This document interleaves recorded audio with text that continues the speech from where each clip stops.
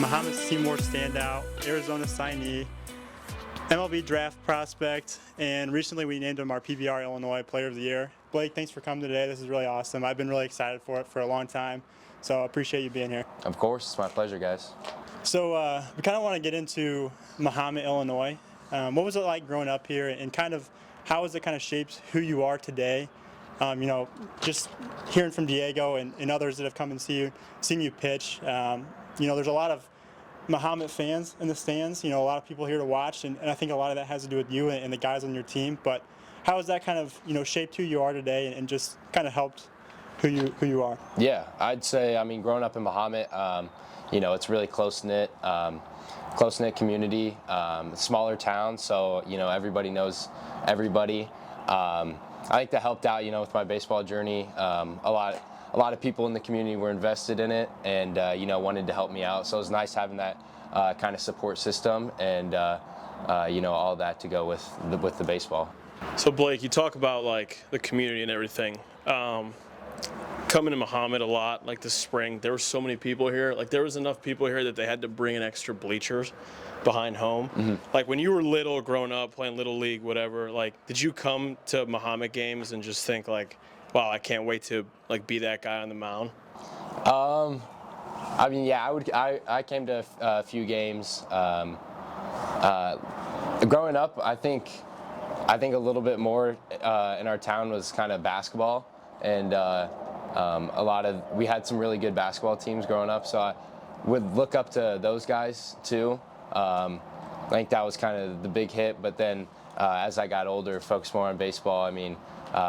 Watched a couple guys before me play, and that inspired me. But I wanted to be the guy out here, So you were a baseball, basketball guy growing up, right? Yeah, just those two. Well, I played football. I played football in junior high. Almost played football in high school. I was this close to playing, but just had too much on the plate. So Blake, when did you start playing baseball? Like, was it that at a young age that you really started just playing Little League, or when did that start? Yeah, I played. I started at T-ball for like five years old, but started playing travel ball when I was about 8. Played on a couple different teams, and then just recently, kind of the past 2 or 3 years, kind of really focused on pitching. But I've been playing baseball since about 5. Was there anyone that kind of influenced that for you? Whether one of your parents, your sister, cousins, family, friends. Was there anyone that kind of got you into the sport that really wanted you to, kind of influence you into playing? Yeah, growing up, I guess, my parents wanted me to be active and play sports, and so they put me in, but they didn't have to force me to do anything. I loved playing the game, so it was easy. And then, but just as time went on, saw the potential, kind of like my sophomore year of high school, and then had coach Anthony Silkwood. He helped me out and really wanted help me pursue the pitching part of it. But yeah. All right, let's talk high school now. So you just mentioned like you saw the potential on the mound and stuff, like when you really started locking into baseball. Mm-hmm. When did you know, like when did it click in Blake Wolter's head, like, man, being like a Division I baseball player for me personally is like super attainable? Yeah, I would say the end of my sophomore year. So the beginning of my sophomore year, spring season, was not good. Was not good at all. I think my first start gave up, like 8 runs in the first inning, and then the next one gave up 6 or over 2 innings, or something like that. But I learned a lot through that process. Learned a lot, and I think towards the end of that season, I started throwing a lot better, and then that's when I realized, playing Division I baseball, might be a possibility in the future. At that time, I wasn't at that level, but I saw, what could be, and it just made me want to work harder. But, end of my sophomore spring season, I realized, playing college baseball could be a possibility and something I wanted to pursue in the future. So when you kind of talked about, that first game you gave up 8 runs, like that's mentally has to be pretty tough on you, especially as a young kid. Mm-hmm. How do you kind of shift and forget about that and move past that and realize, hey, I'm still a really good baseball player. I can be successful. One game isn't going to define the rest of my high school career, college, whatever. So how do you kind of adjust and like, I guess, what advice would you give to someone that's kind of in your shoes like that and trying to get out of a slump or a tough game like that? Yeah, I mean, the biggest thing, I'm like pretty big in my faith, and so I use that. You're not defined by the results you have on the baseball field. You're not defined as a baseball player. You're a child of God. You're so many other things, and baseball is just a game that you play, for fun. So going with that, you're not defined by the results, and then also just combined with that, just like trust your training. I mean, if you really dedicate yourself and put 100% effort into your training and your preparation, then you should be comfortable with whatever the results are. So just trust your training and just keep working every single day to get better. That's awesome. Yeah. And another thing too, kind of piggybacking off that, I think even like myself included, and a lot of guys that work with us, we all played baseball, but I think, speaking for myself personally, it was always a dream of mine to play Division I baseball, and I didn't get to that level. And I think part of it, you don't realize what it actually takes to get to that level. The work ethic, everything behind the scenes that you don't see when you're on the mound or at the plate. What is that process like? What do you think for Blake Wolters? What do you think you did that kind of helped you propel into that level to get to that Division I level? I think there's a lot of things that go into it. The biggest thing is just your motivation and work ethic. The lifting part, the throwing program. Those are the big things that everybody knows. But you also got to make sure you're still mobile while lifting, and you also got to eat. You have to be physical. So a big thing was, my mom. A really big thing was my mom making me a lot of food so I could gain weight and gain muscle. Doing stretching every single day. But yeah, the just making sure you're doing something, you're getting better every single day. You're not letting days go by where you just waste them and you haven't done anything. So, the biggest thing is the work ethic and just having a mindset of just wanting to get better and being able to, handle failure. That's a big thing. So I was going to bring this up later, but now that we're on the topic of like preparation and stuff, from what I've heard, you're a very detail-oriented person. Like, okay, there's a task in front of me. Like, I'm just going to do it. I'm going to get after it, give my full effort. Yeah. 100%. So the first time I came here, late March, I was standing down there while you were playing catch and warming up. Basically, I got here like an hour and a half early. I think you came up to me, we talked for a little bit, and then you went back to your routine.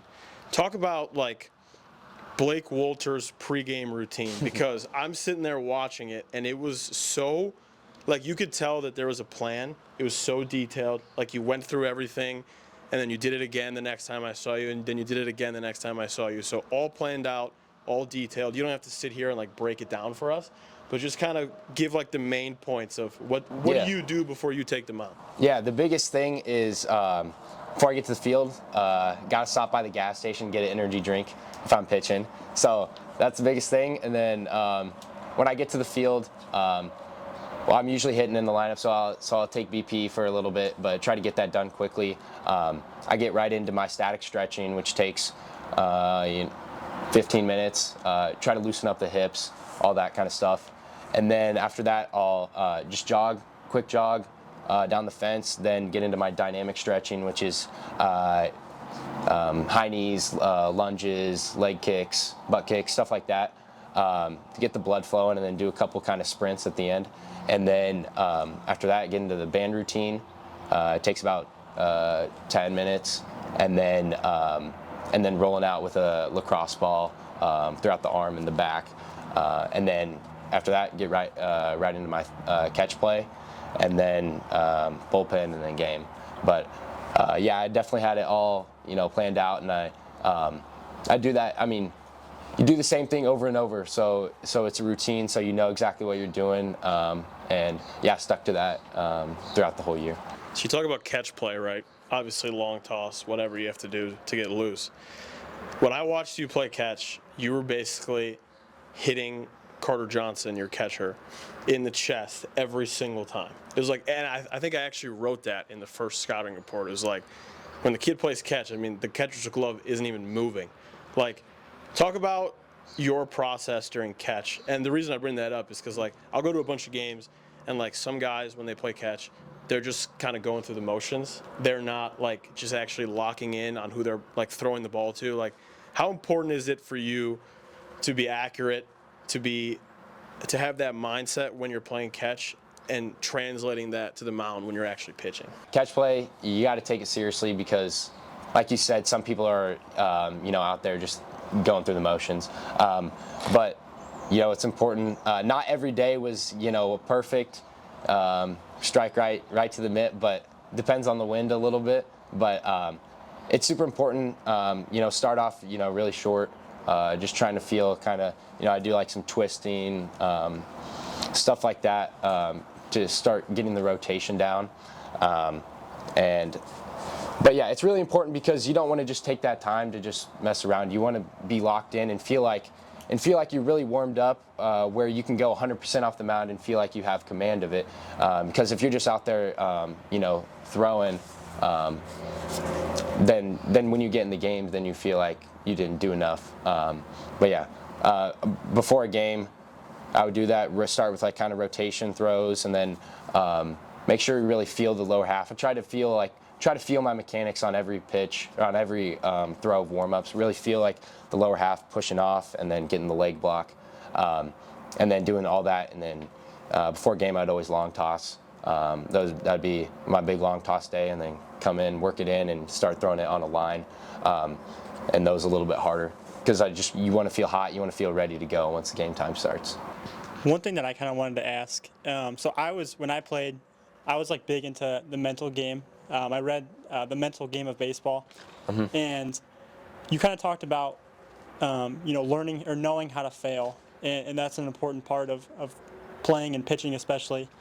And I think, Diego and I can attest to this just from the games that we go to. You see a lot of kids, especially at the high school age and even above, that don't really know how to fail. They, one thing goes wrong and they kind of let the rest of the game just go poorly. How do you, how much preparation on the mental side do you have, if any, or is it kind of just you go into it and try not to think much about the game? Like, do you have, do you use the mental side to, prior to the game to, get prepared when you're just warming up, or, maybe then, at school or something? Is that big for you? Yeah, it's not. I mean, I know it's really important. I've actually read part of the book that you're talking about, but it's really important, especially going forward when you're going to face better hitters and better competition, and you're going to fail a lot more. But I just think you just got to have a next pitch mentality. Whatever pitch you make, the next pitch is important. So, forget about the past and just live in the future, forget about the past, don't worry about the future, and just live in the present and focus on the next pitch. All right, let's talk senior year, okay? So to my understanding, tell me if I'm wrong here, big-time basketball player before senior year, right? All area, is that right? Yeah, I mean, you hyped me up a little bit, but yeah, come on now. I'd say I was a solid basketball player. Okay, so senior year you don't play basketball, right? So you go from like kind of being this two-sport guy. You talked about earlier how when you were growing up, like the big thing around Muhammad was basketball, whatever. Obviously, you had success in that regard. You stopped playing basketball. What was that like for you, like being a guy that grew up around that? Like, you were good at it, obviously. Like, I've seen videos of you throwing down dunks and stuff, and you just stopped doing it. Yeah, that was really difficult for me, and I think that playing multiple sports growing up is key for athletes. I think that not only the physical, you're learning more physical skills, but the mental side too. If you're, 8 years old, all you're doing is playing baseball year round, it's really easy to get burnt out, at a young age and lose the love of the game. So I think that physically and mentally, it's great to do multiple sports. But yeah, so that's why I always played basketball. I always loved basketball. and it was a really difficult decision to give it up this year. But I really wanted to go all in on baseball, all in on my training, and give it everything I had. And I wanted to look back on my senior year and not have any regrets on what could have been with my pitching and all that. So that all went into the decision, and so yeah, it was really difficult to step away, but I think it was worth it for the pitching strides that I was able to make. So you talk about training, right? You talk about not playing basketball anymore, like to focus on your training, to focus on pitching. You don't have to go through like all of it, obviously, but from when we saw you, so like the first time I saw you would have been, I think it was last year or 2 years ago, junior year, sectional, semi. Pitching at Central? Against Champaign. It was against Springfield. Against Springfield at Okay. Champaign, yeah. So that game, you were basically 88 to 90, touching a 1 in the first half. I didn't keep the gun on you the whole time because there was a million people there. Fast forward like 2 months later, you come to the pro case at Triton, or PBR pro case. Yep. Think low 90s the whole time, up to 94. So you're obviously throwing hard already, right? Stop playing basketball, start focus on your training. We'll get into like the velocity jump later on or whatever, but like what kind of stuff, what was your training focused around, essentially? The biggest thing was lower half strength. In the weight room, I mean, I wanted to add, I knew I needed to add some weight too. So adding weight, make sure it's not just any weight, it's a muscle, and but yeah, definitely going after the lower half, making sure I hit, the squats and the reverse lunges. Those are the biggest things, and then deadlifts, stuff like that. But yeah, making sure I was all around stronger in the lower half, and weighing more because mass is gas. Mass is gas. Yeah, that's yeah. So, just knowing you, like my guess is like it was a very detail-oriented plan. Like I'm sure you were lifting like however many times a week. Like you said earlier, eating a bunch of food so you could put on mass. Let's go back a little bit to Anthony Silkwood, head coach at Parkland. Obviously, you guys are very close.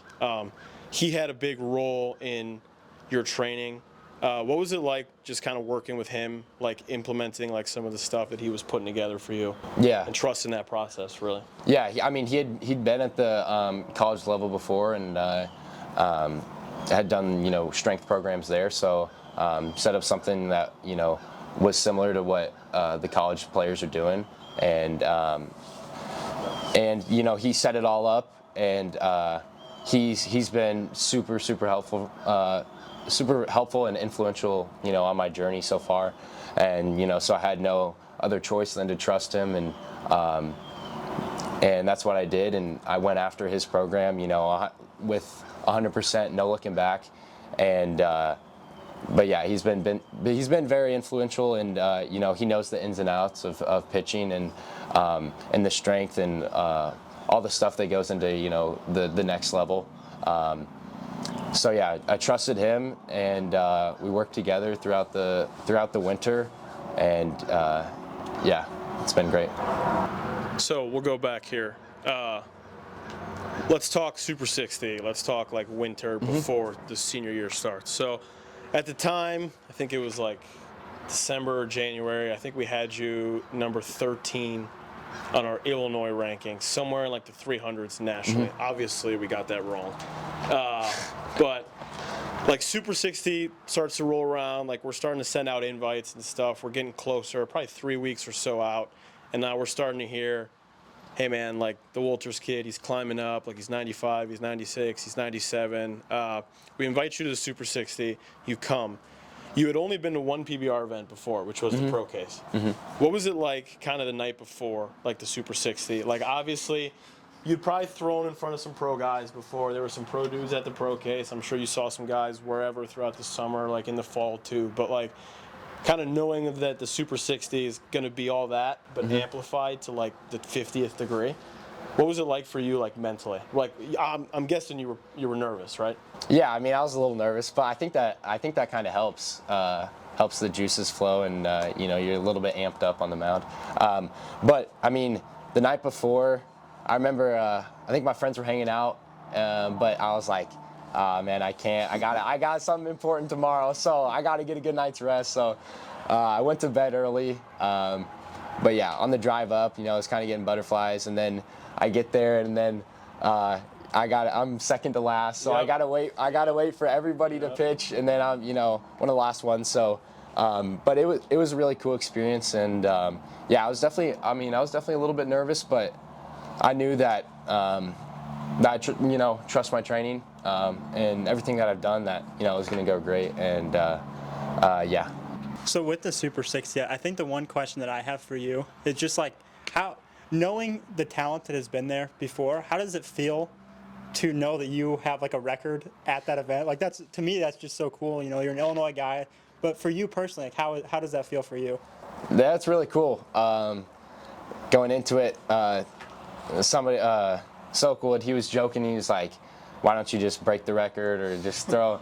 Come on, why can't you just throw 97?" Did you know what it was going in there? I think. Well, he told me it was 97.1 or something. Yeah. I don't know. Well, in the previous bullpen, my bullpen like a week prior was like 95 and a half, and so he's razzing me and telling like, why can't you hit 97 and stuff. So that was cool.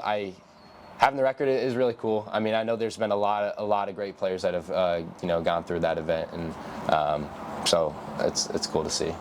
So the record's 97-1, or was 97-1. It was Victor Quinn, who's a Missouri kid.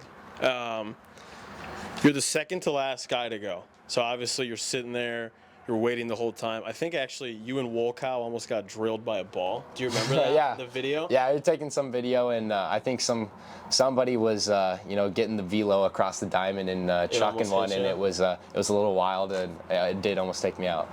So you're sitting there, you're waiting the whole time. You get on the mound, and I don't even know when it was, but it was 97-7, and then it was 97-7 again. Obviously, you didn't know while you were pitching that you broke it, right? No, I mean, I saw kind of like some reactions like around me, so I figured I was doing well, but I didn't see it specifically. So what was your reaction afterwards? Like, man, I just threw a ball basically 98 miles an hour, and I'm 17, 18 years old. I was hyped. I mean, after the bullpen, you gotta dap up the catcher, thank him, and then the catcher had a view of it because the velocity like was behind me. Up. Yeah. And so he was like, "Man, I think it was Adam Agresti, I think. I think that's kid, no.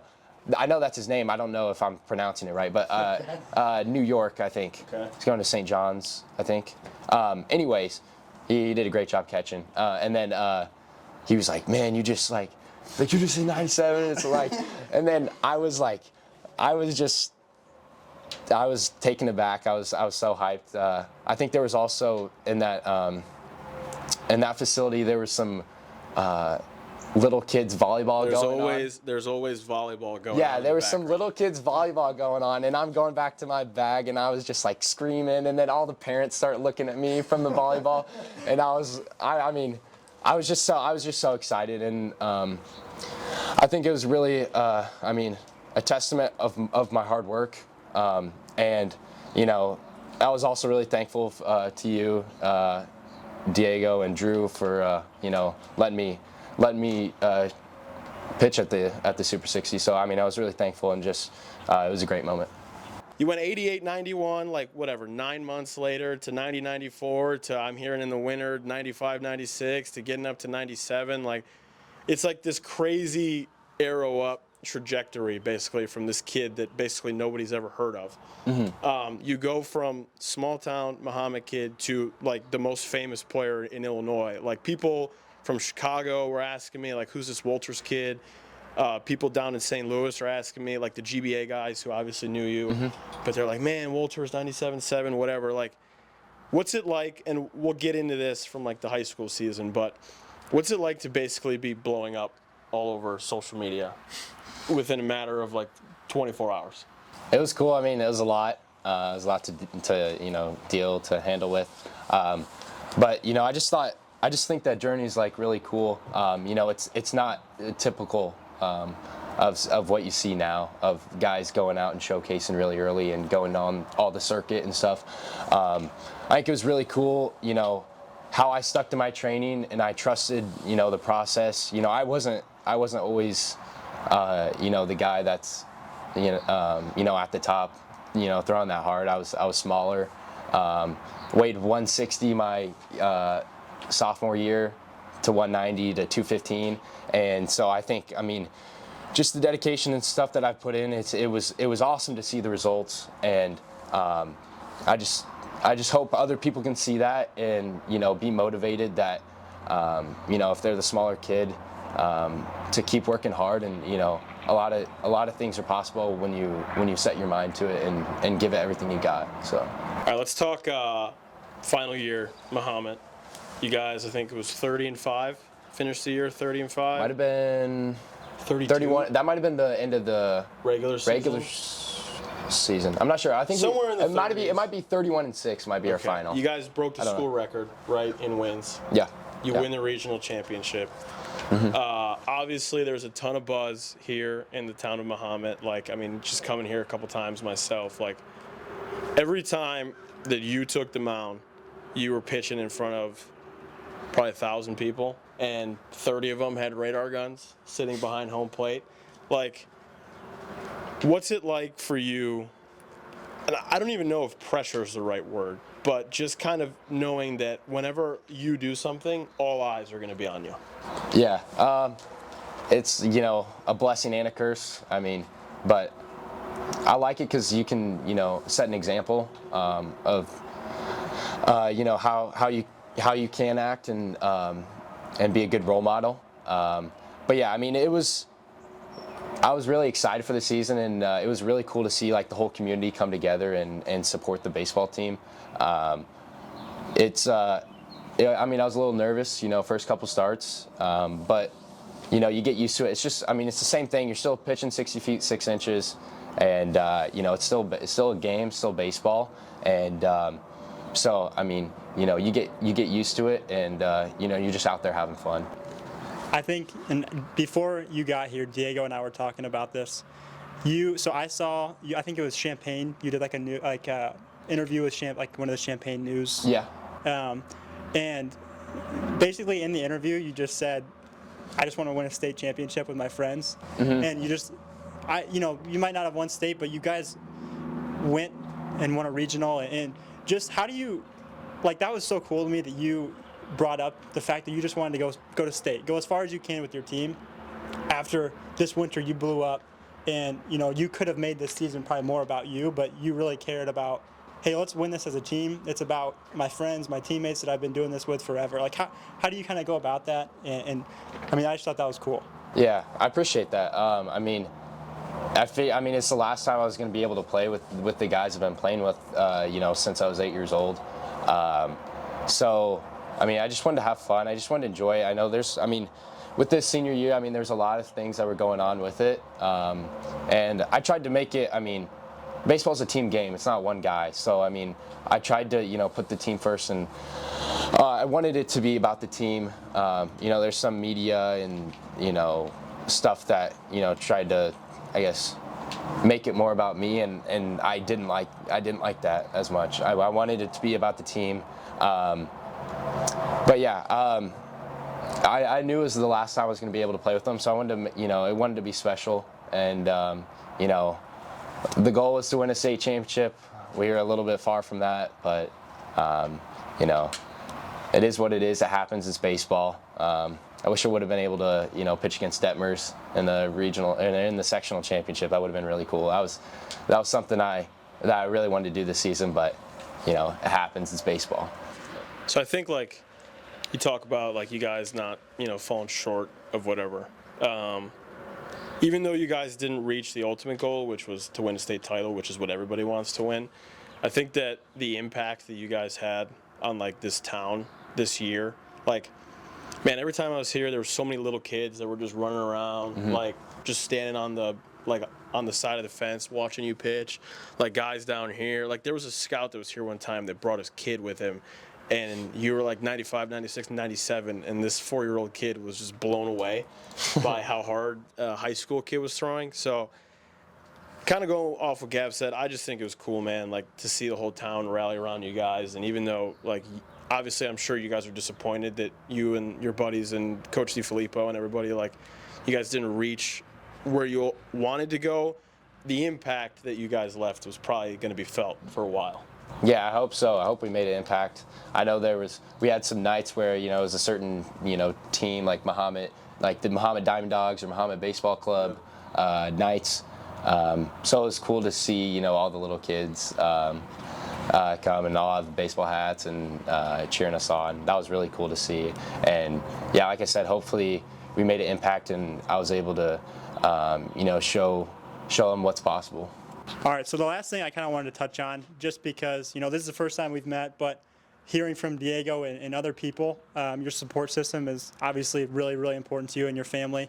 Your sister's here with us, and, how have they helped you kind of maybe stay grounded, stay humble through this whole process, and kind of not even just that, help you kind of navigate how, this whole process as a 17, 18-year-old kid, because that's, you have a lot going on, it's tough.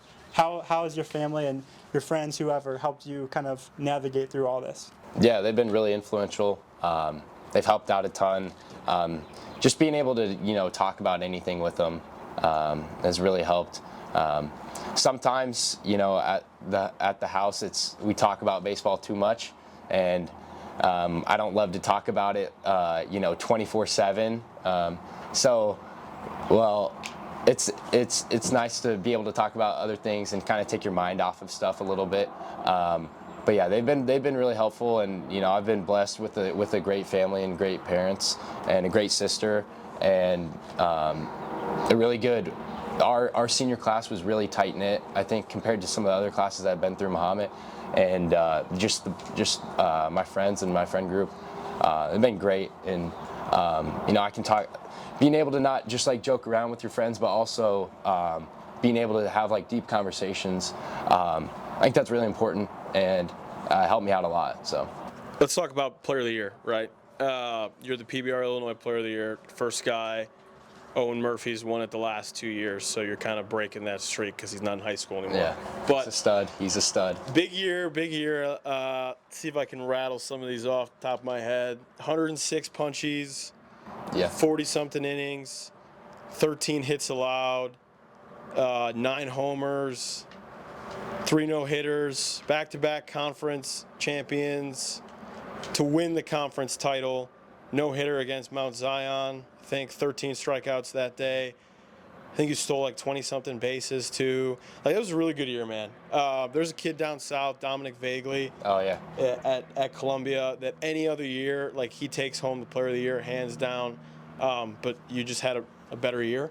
What was it like to kind of just, and obviously you've talked about how you didn't want this to be about you. You wanted it to be about Muhammad, like your teammates, your boys. You guys have been playing together for a while. But final time putting on the Bulldogs uniform, you have a crazy good year. What's that like? It's awesome. It's awesome. And I've met Dominic. He's a really cool guy. Amazing baseball player. But I mean, it's just really cool. It's awesome to see everything play out, the way it did. I'm super thankful to, all my coaches, all my teammates, being able to throw to Carter Johnson. He's an absolute stud behind the plate. Being able to throw to him the whole year was super special, and it was the last time. But yeah, I mean, I wanted to make an impact, and I think it was a good year, and went out and just tried my best every game and gave it my all, and so I have no regrets, and I feel like I gave it everything, and it was an awesome year. It was fun. It was fun. Yeah, well, I'm good here, Blake. Yeah, I mean, you had an awesome season. And again, just want to reiterate how cool for me, especially being from Central Illinois, it is to see a kid like you, do what you're doing, and I wish you the best moving forward. Super happy for you, and I really appreciate you coming on today and doing this with us. Of course. So yeah, this is awesome. Thank you. I appreciate it. Thank you for your time, guys.